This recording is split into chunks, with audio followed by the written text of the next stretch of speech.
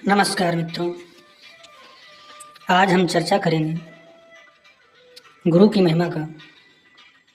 वैसे तो गुरु की महिमा का वर्णन करना असंभव है। अनेक महापुरुषों ने गुरु कृपा पर प्रकाश डाला है।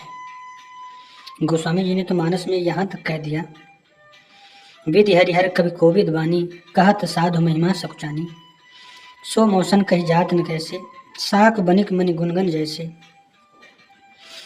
कहते हैं संत सतगुरु की महिमा का वर्णन ब्रह्मा विष्णु महेश कवि विद्वान उनकी महिमा कहने में सकुचाते हैं। वह महिमा मुझसे तो इस प्रकार नहीं कही जाती है जैसे सब्जी बेचने वाले से मणियों की विशेषताएं पूछी जाएं। संसार में किसी व्यक्ति ने आध्यात्मिक और भौतिक उन्नति पाई है तो वह गुरु की कृपा और उनके मार्गदर्शन से पाई है। शास्त्रों में ऐसे अनेक उदाहरण हैं। राजा हरिश्चंद्र ने गुरु कृपा से सुयश प्राप्त किया। माता सबरी ने गुरु कृपा से राम जी के दर्शन प्राप्त किए। बालक ध्रुव ने गुरु कृपा से भगवान के दर्शन किए। चंद्रगुप्त मौर्य ने गुरु कृपा से अखंड भारत की नींव रखी। संत कबीरदास, मीराबाई इत्यादि अनेक महापुरुषों ने गुरु कृपा प्राप्त करके अपने स्वरूप को प्राप्त हुए। संत कबीर ने अपनी वाणी में कहा है, सात समुद्र की मत्स्य करूं, लेखन सब बन जाए, सब धरती कागज करूं, गुरुगुण लिखा न जाए। ऐसे ही महापुरुषों ने गुरु की महिमा पर प्रकाश डालने का प्रयास किया है। किंतु प्रश्न यह आता है, गुरु किसे किया जाए? सच्चे गुरु की खोज कैसे किया जाए? एक संक्षिप्त कहानी से समझते हैं कि सच्चा गुरु कहाँ और कैसे मिल सकता है। किसी शहर में एक वेश्या रहती थी। एक बार उसके मन में विचार आया, मैंने जीवन भर व्यभिचार किया, बहुत पाप कमाया है। इस प्रकार सोचकर वह ब्राह्मणों के पास गई और अपनी समस्या बताई। तो ब्राह्मणों ने कहा कि आप ब्राह्मणों की सेवा करें, विप्रों के आशीर्वाद से आपका कल्याण होगा। फिर वह साधुओं के पास गई तो साधुओं ने कहा कि आप साधुओं की सेवा करो, आपका कल्याण होगा। इस प्रकार वह कई मत संप्रदायों के अनुयायियों के पास गई। उसे यही सुनने को मिला, आप हमारी सेवा करो, हमारे बताए अनुसार चलो, आपका कल्याण होगा। इस प्रकार उसके मन में विचार आया, यह सब अपनी सेवा करने को बोल रहे हैं तो क्यों ना हम अपनी कोट के लोगों की सेवा करें। इस प्रकार उसने शहर के सभी वेश्यालयों को न्योता दिया। कहा, हमारे यहाँ अमुक दिन विशाल भंडारे का आयोजन हो रहा है, आप सभी आकर भोजन प्राप्त करें। उस दिन भोजन का प्रबंध होने लगा। पास में एक तत्वदर्शी संत कुटिया बनाकर रहते थे। उनको इस बात का पता चला तो वे वैश्या से मिलने आए। जब वे घर के पास आए तो वैश्या के घर से जो गंदा पानी निकल रहा था उसमें हाथ धोने लगे। जब वैश्या ने ये देखा तो दौड़ कर आई और बोली, महात्मा जी, आप गंदे पानी से हाथ धो रहे हैं, इससे तो और हाथ गंदे होंगे, मैं साफ पानी हाथ धोने के लिए लाती हूँ। तो साधु बोले, यही तो मैं समझाना चाहता हूँ। जिस प्रकार गंदे पानी से हाथ साफ नहीं हो सकते, उसी प्रकार इन व्यभिचारी पुरुषों को भोजन करा के आपके पाप रूपी मैल कैसे साफ हो सकता है?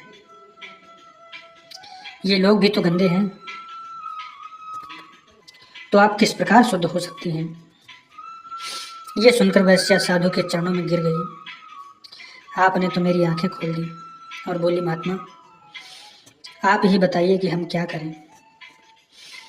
तो साधु ने बताया, जिस प्रकार स्वच्छ जल ढका हुआ होता है, सच्चा संत भी छुपा हुआ ही होता है, वे खोजने पर ही मिलते हैं।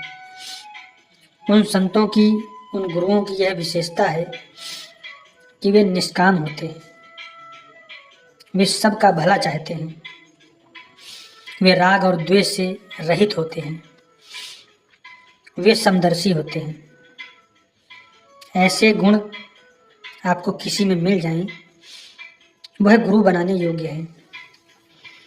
गुरु शब्द कोई वास्तविक या जाति विशेष का नाम नहीं है। ऐसे कई उदाहरण हैं। उनकी जाति विशेष तो उत्तम नहीं थी, लेकिन संतों और भक्तों में उनका विशेष स्थान था, जैसे माता सबरी, संत रविदास इत्यादि। अब बात करते हैं, जब तक गुरु न मिले तब तक क्या करें। तो हमारे ग्रंथों में, हमारे हिंदू ग्रंथों में नाम की विशेष महिमा है और भगवान के अनंत नाम हैं। आप कोई भी भगवान का नाम जप सकते हैं, जो नाम आपको प्रिय हो। विष्णु, राम, शिव, हरे, न मालूम कितने नाम हैं। सभी नामों का सभी ग्रंथों में वर्णन है। सभी नाम सर्वोपरि हैं। जो नाम आपको प्रिय लगे, आपके लिए वही नाम सर्वोपरि है। गोस्वामी जी राम नाम का जप करते हैं, तो उनके लिए राम नाम सर्वोपरि है। सूरदास जी के लिए कृष्ण नाम सर्वोपरि है। कोई शिव का भक्त है तो शिव का नाम उसके लिए सर्वोपरि है। कोई राधा जी का नाम जपता है तो उसके लिए राधा नाम सर्वोपरि है। यहाँ समझना यह है कि कोई राम का उपासक है तो वह यह समझे कि कोई शिव नाम का जप करता है, कोई राधा नाम का जप करता है, तो वह यह समझे कि ये मेरे ही राम की उपासना कर रहे हैं, उन्हीं का नाम जप रहे हैं। किसी का खंडन नहीं करना है और राम नाम को छोड़ना भी नहीं है। भगवान के किसी नाम में परायापन ना करे और अपने जिस नाम की उपासना करे उसको छोड़े नहीं। यह सिद्धांत की बात है। यदि व्यक्ति बार बार अपनी साधना बदलता है, वह किसी भी मार्ग में आगे नहीं बढ़ सकता है। मार्ग का निश्चय करते समय तो निश्चय कर ले, लेकिन निश्चय करने के बाद उस मार्ग पर चलता रहे, आगे बढ़ता रहे और उसे आगे मार्ग बताने वाले मिलते रहेंगे। जिस प्रकार अनेक नदियाँ टेढ़ी सीधी बहकर समुद्र की ओर दौड़ती हैं, उसी प्रकार भगवान की ओर सब दौड़ते हैं, चलते हैं और चलना भी चाहिए। लेकिन किसी का विरोध न करे और अपने को छोड़े नहीं। सबसे अहम बात तो यह है, सब में अपने भगवान को देखे, चाहे वह ब्राह्मण हो, चांडाल हो, गाय हो, कुत्ता हो, पशु हो, पक्षी हो, सब में अपने भगवान का दर्शन करें। इस प्रकार का सुंदर साधन है। अगर हम लोग कर सकें, हम अपने व्यवहार में परिवर्तन करें।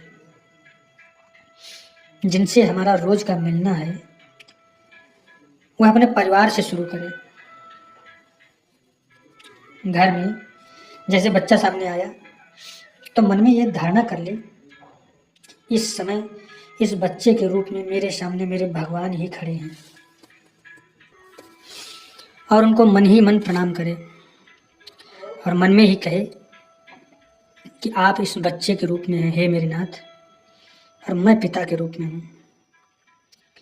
मैं पिता के रूप में व्यवहार करूँगा, लेकिन हे नाथ, मैं भूलूं नहीं व्यवहार करते समय कि आप इस बच्चे के रूप में हैं। एक बात और है, जैसे विष्ठा साफ करने वाली भंगिन मैया सामने आ जाए, उस भंगिन के रूप में भी भगवान को देखिए, और भगवान है, यह निश्चित बात है। यहाँ यह देखना है, हे भगवान, आप इस समय भंगिन के रूप में हैं और मैं साहब के रूप में हूँ। ये आपका अभिनय है, आप इस समय पाखाना साफ करेंगे, लेकिन मैं व्यवहार करते समय ये भूलूं नहीं कि आप भगवान हैं, तो उस भंगिन से दुर्व्यवहार नहीं होगा।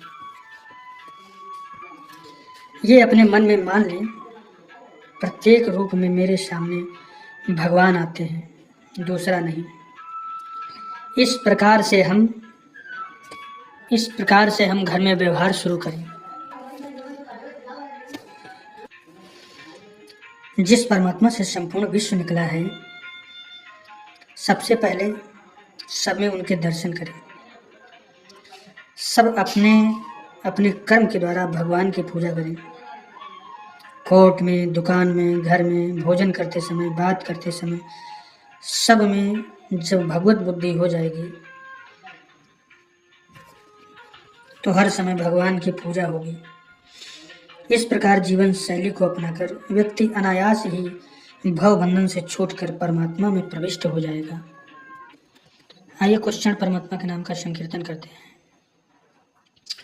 श्री राम जय जय राम, श्री राम जय जय राम, श्री राम जय जय राम, श्री राम जय जय राम, श्री राम जय जय राम, श्री राम जय जय राम, श्री राम जय जय राम, श्री राम जय जय राम, श्री राम जय जय राम, श्री राम जय जय राम, श्री राम जय जय राम, श्री राम जय जय राम। इस सत्संग को यहीं पर विराम देते हैं और मिलते हैं सत्संग की अगली श्रृंखला में। जय श्री कृष्ण, जय श्री राम।